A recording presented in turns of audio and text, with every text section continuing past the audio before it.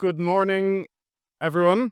Thank you very much for joining us. It is my great pleasure to welcome you all here today to Dublin City University to this, our fifth annual conference of the DCU Institute for Climate and Society.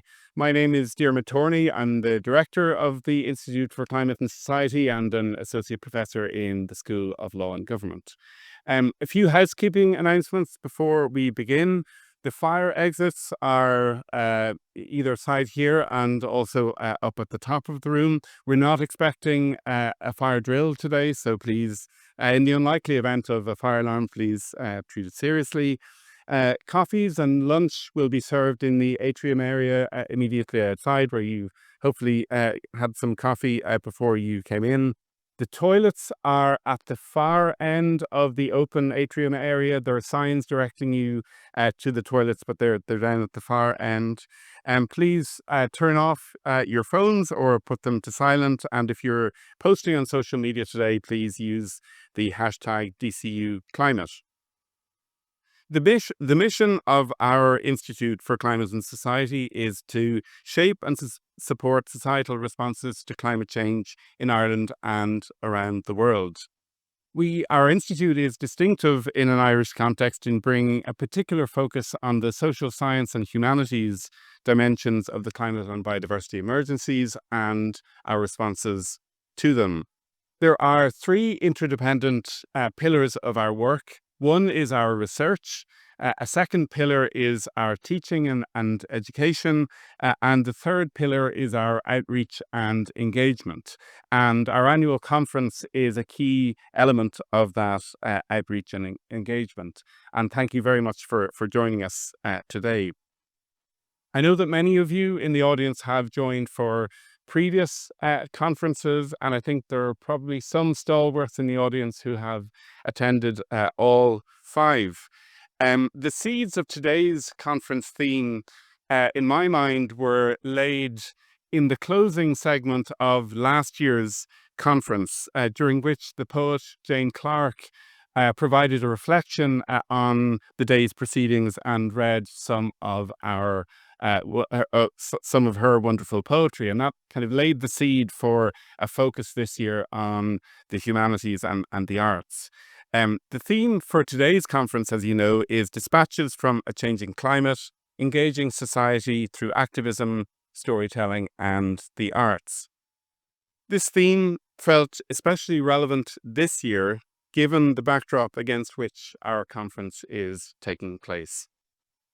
All of the vital signs of the natural world show a planet in ever greater peril. Temperature records continue to be breached, and with them come ever more extreme weather events that, of course, hit the poorest and most vulnerable the hardest.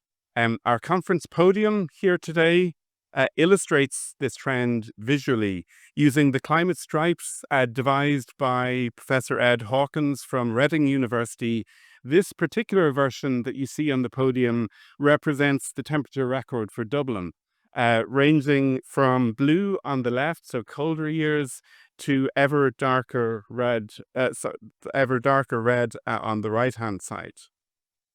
But as the alarm bells sound ever louder, it seems that those in positions of power and influence fail to take notice. They seem distracted by the great and ever-growing turbulence in the world and by geopolitical uncertainty.